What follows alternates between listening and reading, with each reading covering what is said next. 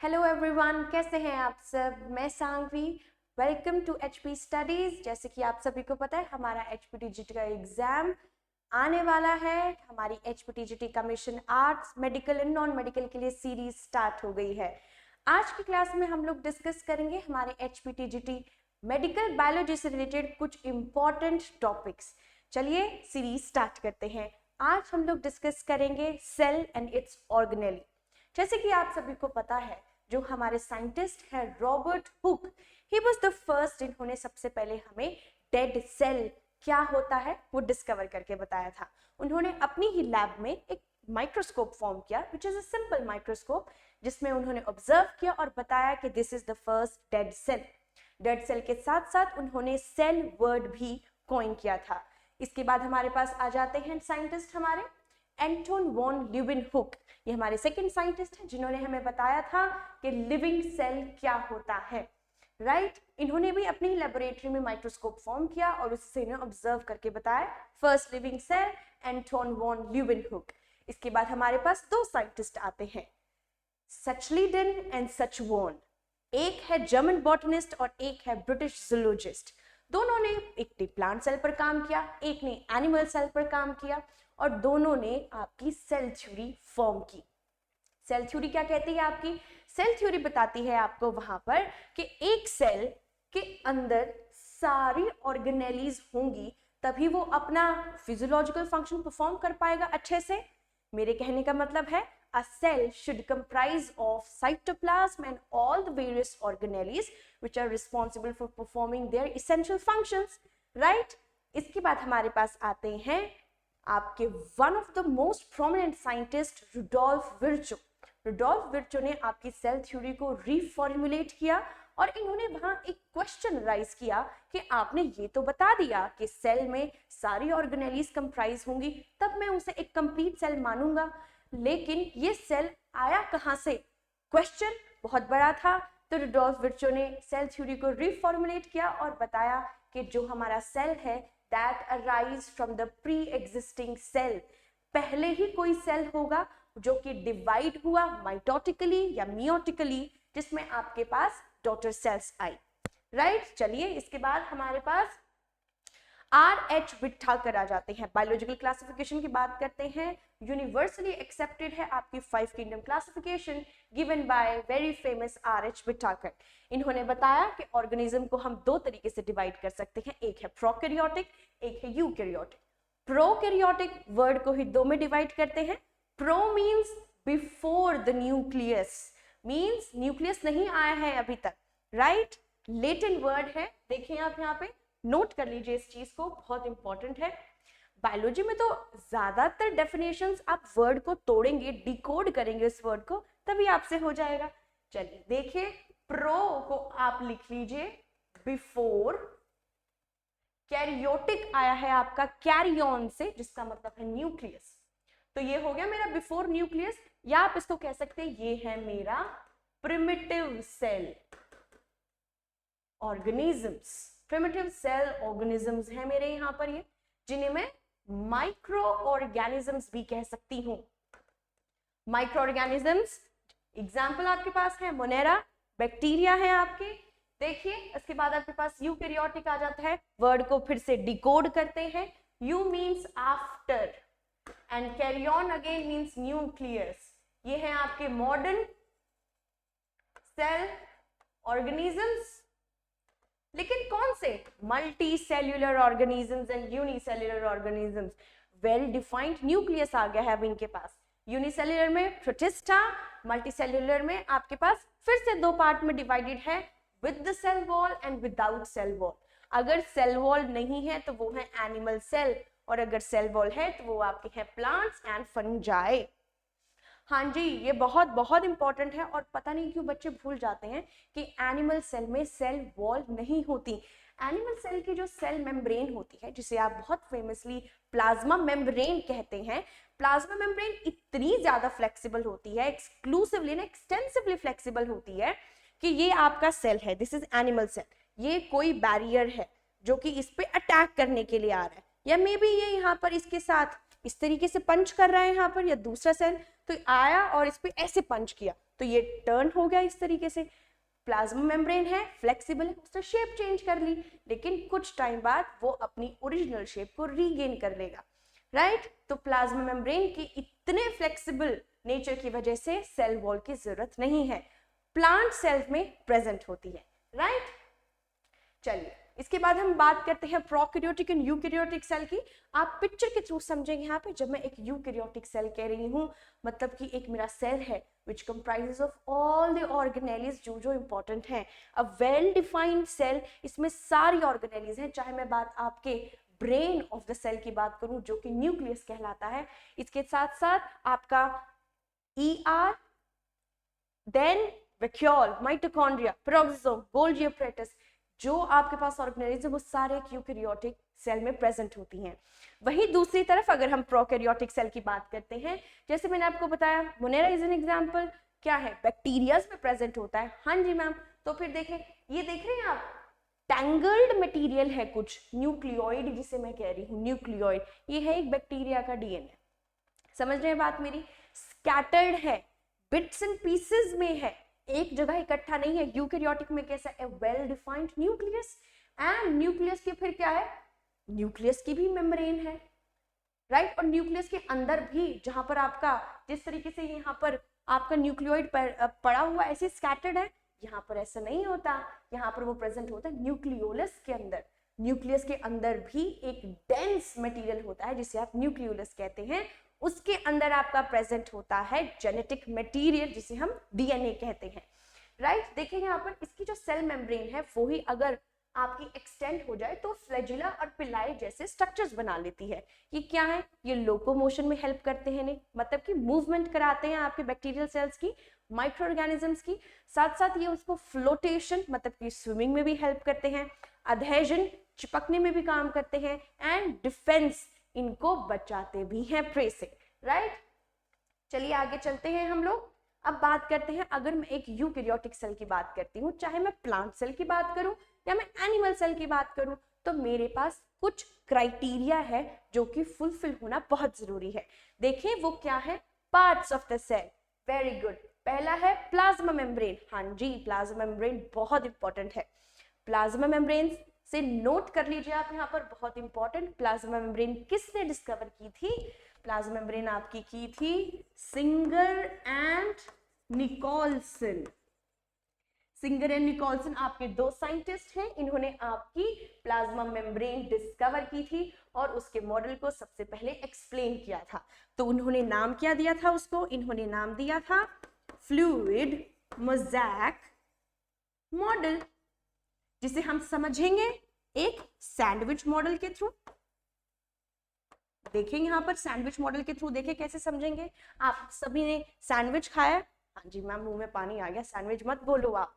चलिए समझते हैं, सैंडविच है, ये आपकी ब्रेड की अपर लेयर है, ये लोअर लेयर है, तो इनको ये किसकी बनी हुई है, लिपिड की। तो दो ब्रेड है, एक ऊपर साइड एक नीचे साइड, इसको मैंने बोला लिपिड बाइलेयर, ठीक है। अब सैंडविच में तो बीच में टॉपिंग्स भी बहुत सारी हैं, तो वो टॉपिंग्स क्या है मैम, टोमेटो है, पोटैटो है, मेयो है, या आपकी favourite pizza and pasta spread है, या जो आपने हर्ब स्प्रिंकल की है वहां पर, वो सब क्या है। अगर मैं प्लाज्मा मेम्ब्रेन की बात करती हूँ तो वो सभी यहाँ पर आपके अलग अलग बायोमोलिक्यूल्स हैं, जैसे कि प्रोटीन्स हो सकते हैं, आपके कोलेस्ट्रॉल्स हो सकते हैं, किसी और टाइप का स्टेरॉल हो सकता है, शुगर के मॉलिक्यूल्स हो सकते हैं, कोई ओलिगोसैकेराइड हो सकता है बीच में। टॉपिंग से समझ गए, सैंडविच मॉडल से समझ गए, लिपिड की बायलेयर और बीच में जो टॉपिंग्स हैं आपकी फिल्ड, वो हैं आपके बहुत सारे बायोमोलिक्यूल्स। सभी का अपना अपना काम होता है जो यहाँ परफॉर्म करते हैं, ठीक है। चलिए इसके बाद आपके पास आती है साइटोप्लाज्म। साइटोप्लाज्म क्या होता है, सेल देख रही हैं, सारी ऑर्गेनेलीज है इसमें, ये सारी ऑर्गेनेलीज किसी चीज पर तो रेस्ट कर रही होंगी, फ्लोट कर रही होंगी, कोई तो इनका बेस बना रहा होगा, वो क्या है, साइटोप्लाज्म फ्लूइड होता है। और ध्यान रखें 80% ऑफ योर साइटोप्लाज्म वाटर से मिलकर बना हुआ है। इसके बाद हमारे पास आ जाती है cytosol, organelles and nucleus, very very important. Nucleus तो आपका ब्रेन ऑफ द सेल है, इसके कोऑर्डिनेशन के बिना कोई भी काम नहीं होगा। चलिए आगे चलते हैं। प्लांट सेल से स्टार्ट करते हैं। आप सभी को पता है प्लांट सेल और एनिमल सेल में पहला डिफरेंस मैं आपको on the basis of your cell wall बता चुकी हूँ। अब प्लांट सेल को इन डिटेल रीड करते हैं। कौन कौन सी ऑर्गेनेलीज प्लांट सेल और एनिमल सेल दोनों में प्रेजेंट है, कौन सी ऑर्गेनेलीज सिर्फ एक्सक्लूसिवली प्लांट सेल में प्रेजेंट है और कौन सी ऑर्गेनेलीज एक्सक्लूसिवली एनिमल सेल में प्रेजेंट है। चलिए नोट करते हैं।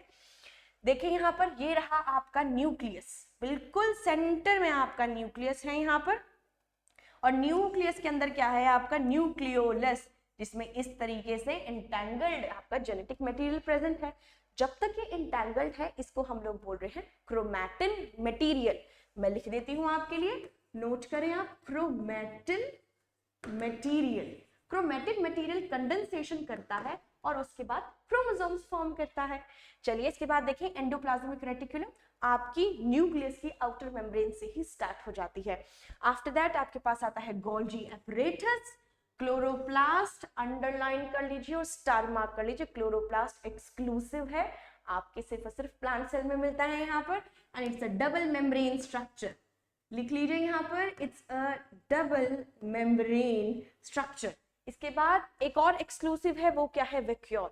ये देख रहे हैं कुछ ब्लू कलर की ऑर्गेनेली है मैम, इतनी बड़ी मैम, न्यूक्लियस से भी बड़ी। हाँ जी, जो वैक्यूल होता है वो आपके प्लांट सेल का 90% स्पेस ऑक्यूपाई करता है, राइट। लिख दूं यहाँ पर 90% स्पेस ऑक्यूपाई किया हुआ है, आप भी नोट करें साथ में, ठीक है। देखें देन, और जो इसकी मेम्ब्रेन होती है, वैक्यूल की मेम्ब्रेन को कहते हैं टोनोप्लास्ट। नोट करें, टोनोप्लास्ट। अगर प्लांट सेल का वैक्यूल रप्चर कर जाएगा तो पूरा का पूरा प्लांट सेल का ऑस्मोरेगुलेशन प्रोसेस बिगड़ जाएगा, क्योंकि वैक्यूल इज रिस्पॉन्सिबल किस लिए, आपके पूरे प्लांट सेल का जितना भी एक्सक्रीटरी मटेरियल होगा उस सबको एनगल्फ करने के लिए, चाहे वो अलोंग द कंसंट्रेशन ग्रेडियंट हो या अगेंस्ट द कंसंट्रेशन ग्रेडियंट हो। समझ में आई बात। चलिए इसके बाद आपके पास आता है माइटोकॉन्ड्रिया, सबका फेवरेट। मेरा तो सबसे फेवरेट ऑर्गेनेली माइटोकॉन्ड्रिया है। पूछेंगे क्यों, क्योंकि this is the power house of the cell, energy currency बना रहा है, ATP unit, adenosine triphosphate, ATP. Full form भी आप ध्यान रखेंगे, पूछी जा सकती है आपसे। माइटोकॉन्ड्रिया का जो शेप होती है वो एक हॉट डॉग जैसा होता है, सॉसेज लाइक होता है। ये this is also a double membrane structure. Respiration हो, ऑक्सीडेशन हो, इवन माइटोकॉन्ड्रिया तो अपने खुद के राइबोसोम्स भी वहां लेकर जाते हैं। तो क्या हो रहा है, माइटोकॉन्ड्रिया जहां पर आपकी एनर्जी करेंसी यूनिट फॉर्म हो रही है in the form of ATP, जिससे पूरा का पूरा सेल चलेगा। हाँ जी मैम। इसके बाद देखें आप यहाँ पर आपके पास आ जाते हैं राइबोसोम्स, पेरोक्सिसोम्स, न्यूक्लियोलस हम बात कर चुके हैं न्यूक्लियस के साथ, करेक्ट। हाँ जी मैम। अब एक चीज नोट कीजिए, जैसे कि ये आपके यहाँ पर सेल वॉल है, सेल मेम्ब्रेन है, यहाँ पे ना छोटा सा गैप होता है। गैप मैम कैसे कह रही हूँ, ये देखिए मैंने बनाया, मैंने गेटेड चैनल्स बना दिए इस तरीके से, ताकि ये गेटेड चैनल्स आपके साथ वाले सेल के साथ, नेबरिंग सेल्स के साथ इंटरैक्शन कर सके। मे बी कुछ मटेरियल आना और जाना होगा यहाँ से, ट्रांसपोर्टेशन, राइट, पैसेज। तो इसको मैं क्या बोलती हूँ, प्लाज्मोडेस्माटा, प्लाज्मोडेस्माटा। नोट करें, प्लाज्मोडेस्माटा एनिमल सेल में नहीं होता, सिर्फ यहीं पर होता है। चलिए आगे चलते हैं हम लोग एनिमल सेल की तरफ। एनिमल सेल में कौन कौन सी ऑर्गेनेलीज सेम थी, पहले वो कर लेते हैं, उसके बाद करेंगे कौन सी ऑर्गेनेलीज एक्सक्लूसिव है इसके लिए। साइटोप्लाज्म, हाँ जी मैम, दोनों में था। एंडोप्लाज्मिक रेटिकुलम आपका दो पार्ट में डिवाइडेड होता है, एक होता है RER, जिसे मैं बोलती हूँ रफ एंडोप्लाज्मिक रेटिकुलम, और दूसरा होता है smooth endoplasmic reticulum, SER। RER rough बोला क्यों मैम, क्योंकि जब हमने इसको माइक्रोस्कोप पे चेक किया तो उस टाइम पर रफ मतलब कि इसकी अपीयरेंस रफ आ रही थी। एंडोप्लाज्मिक रेटिकुलम की आउटर वॉल के ऊपर राइबोसोम्स अटैच हुए हुए थे, तो किस तरीके से स्ट्रक्चर दे रहे थे, ये देख रहे हैं आप, ये आपका एंडोप्लाज्मिक रेटिकुलम, इसके ऊपर ये छोटी छोटी बीड्स, मोतियों जैसी माला लग रही है, ये हमें, ये क्या है, राइबोसोम्स अटैच है। राइबोसोम्स का काम होता है प्रोटीन की सिंथेसिस कराना, तो इसलिए RER का प्रोसेस हो गया प्रोटीन सिंथेसिस। वहीं पर SER स्मूथ एंडोप्लाज्मिक रेटिकुलम मतलब कि इनके पास राइबोसोम्स नहीं है। तो मैम इनका फंक्शन क्या है? ये करती हैं लिपिड सिंथेसिस। नोट कर लीजिए, लिपिड सिंथेसिस। वेरी गुड, बहुत अच्छे चल रहे हैं साथ के साथ। ठीक है, आगे चलते हैं। लाइसोसोम लिख लीजिए यहाँ पर, जिसको मैं बोलती हूँ सुसाइडल बैग। ये क्वेश्चन आपसे यूपीएससी में पूछा जा चुका है पहले भी। लाइसोसोम का कॉमन नेम क्या है? Suicidal bag. क्यों मैम, क्या है ऐसा इसके अंदर? इसके अंदर प्रेजेंट होते हैं बहुत सारे आपके डाइजेस्टिव एंजाइम्स। अगर आपके प्लांट एनिमल सेल को कोई भी खतरा होगा तो ये क्या करेगा? अटैक करेगा और उसको अपने अंदर एनगल्फ कर लेगा, और जो एंजाइम्स प्रेजेंट है वो एक्टिवेट हो जाएंगे और उसको किल कर देंगे। प्रोटेक्शन दे रहा है। हाँ जी मैम। माइक्रोट्यूब्यूल्स, माइक्रोट्यूब्यूल्स क्या होते हैं? साइटोस्केलेटन। ह्यूमन बींग्स के अंदर स्केलेटन की बात करूं तो बोन से मिलकर बना हुआ है। आपके एनिमल सेल का ढांचा किससे बना हुआ है? माइक्रोट्यूब्यूल्स, माइक्रोफिलामेंट्स जैसी बहुत सारी चीजें हैं, उनसे मिलकर बना हुआ है। सेल मेम्ब्रेन है इसके पास, सेल वॉल नहीं है, ध्यान रखेंगे। इसके बाद आपके पास कुछ सेक्रेटरी वेसिकल्स होते हैं यहाँ पर। मैंने आपको बताया था कि जो आपका प्लांट सेल होता है उसमें 90% स्पेस कौन ऑक्यूपाई करता है? वैक्यूल। Very good. लेकिन यहाँ पे हो भी सकता है और नहीं भी हो सकता, कोई कंपल्शन नहीं है वैक्यूल की। अगर होंगे तो छोटे छोटे होंगे। कैसे? ऐसे ऐसे, इतने छोटे छोटे, स्मॉल, स्फेरिकल, राउंड, ओवॉइड, जो आप कहना चाहें, इस तरीके से छोटे होते हैं वैक्यूल। वो भी किसी किसी में होते हैं, सभी में नहीं होते। ठीक है, साथ के साथ यहाँ पर होते हैं सेंट्रियोल। वो क्या होते हैं? ये देखें, इस तरीके से परपेंडिकुलर प्रेजेंट होते हैं। ये क्या है आपका? सेंट्रियोल्स। ये क्या करते हैं? ये आपका जब माइटोसिस और मियोसिस मतलब कि सेल डिवीजन जब होता है तो ये वहां पर आपके स्पिंडल फाइबर्स फॉर्म करते हैं, जो कि हम आने वाली सीरीज में टॉपिक में समझाऊंगी मैं आपको। ठीक है, इसके लिए आपको हमारा बैच ज्वाइन करना है, राइट, ताकि आपसे कोई भी क्वेश्चन ना छूटे एग्जाम में। सेंट्रियोल्स हो गए। हाँ जी मैम, ये देख रहे हैं इस तरीके से हमेशा पेयर में प्रेजेंट होते हैं। लिख लीजिए यहाँ पर, पेयर में प्रेजेंट होते हैं। राइबोसोम्स आ गए। क्या राइबोसोम का काम है? Protein synthesis. बिल्कुल भी नहीं भूलेंगे आप लोग। हाँ जी मैम। न्यूक्लियस के अंदर nucleolus, Golgi vesicles, then mitochondria again. ठीक है, माइटोकॉन्ड्रिया अगेन आ गया यहाँ पर, जो कि दोनों में प्रेजेंट है आपके पास। अब आपको क्लियर हुआ कौन कौन सी ऑर्गेनेलीज आपके प्लांट और एनिमल सेल में कॉमन है और कौन सी एक्सक्लूसिव है, राइट।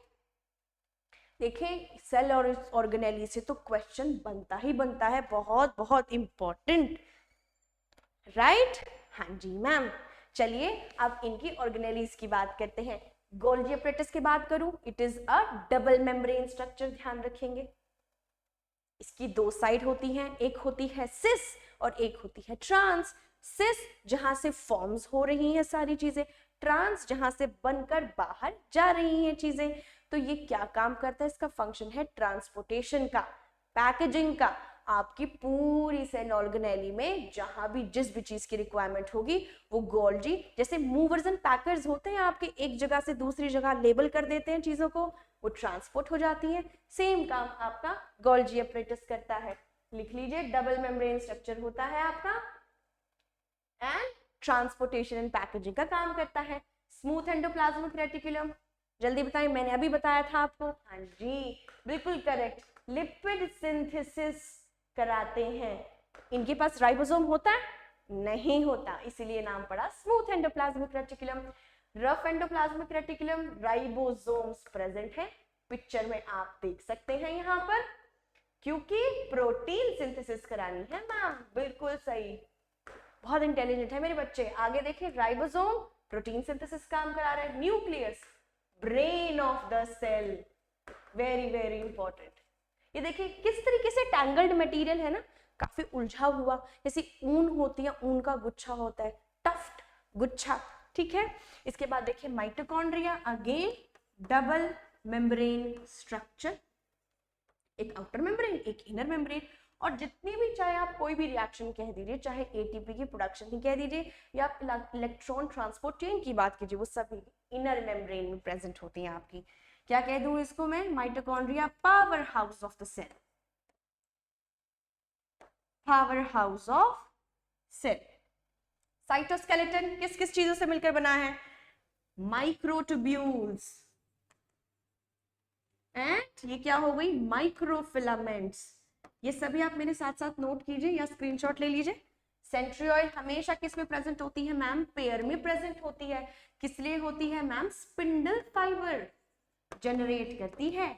स्पिंडल फाइबर का दूसरा नाम astral raise.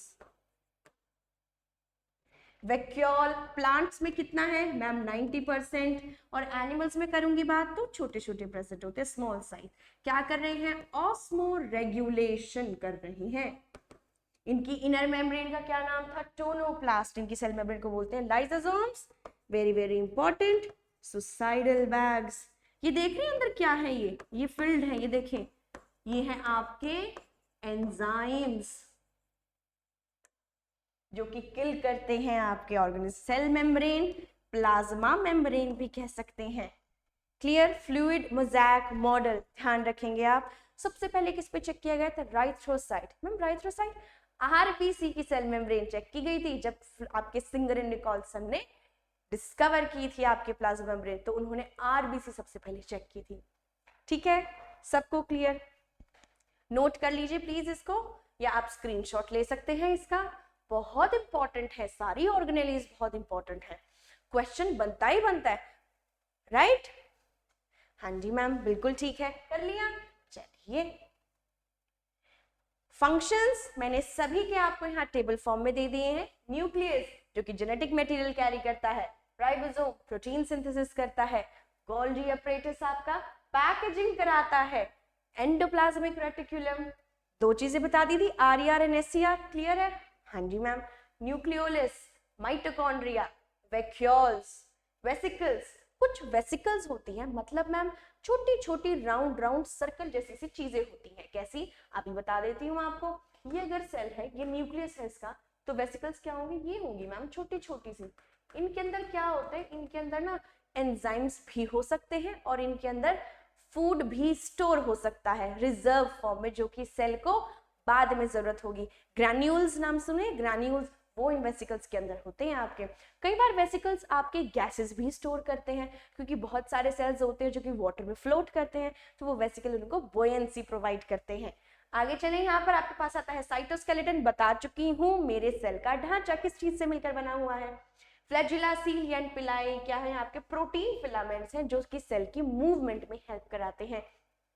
Cell wall, chloroplast, vacuole, हाँ जी मैम कर चुके हैं हम लोग। लाइसोसोम्स आ गया, सेंट्रोसोम्स आ गए आपके। सेंट्रोसोम्स क्या है, जो कि आपकी सेंट्रियोल्स थी, उन्हें मैं सेंट्रोसोम्स कह रही हूँ यहाँ पर, राइट। देखें, लाइसोसोम्स सेंट्रली आपके एनिमल्स में प्रेजेंट है, cell wall, chloroplast and central vacuole आपका प्लांट्स में प्रेजेंट है। बाकी जो ब्लू कलर की आपकी ऑर्गेनेलीज है, ये आपकी कॉमन है प्लांट्स में और एनिमल्स में। नोट कर लीजिए, आप स्क्रीनशॉट भी ले सकते हैं इसका, मैंने आपको डिफाइन कर दिया है यहाँ पर, राइट। हाँ जी मैम, चलें आगे। देखिए, हमारा HPTGT कमीशन का बैच स्टार्ट हो चुका है और आज मेडिकल नॉन मेडिकल के लिए स्टार्ट हो चुका है। आप हमारे निम्बस करियर ऐप को डाउनलोड कर सकते हैं और नीचे दिए हुए नंबर पे बाकी इन्फॉर्मेशन ले सकते हैं। और फॉर मोर सच टॉपिक्स की जो सीरीज स्टार्ट हुई है हमारी, अगर आपको देखनी है, you have to enrol in our batch. Okay, thank you.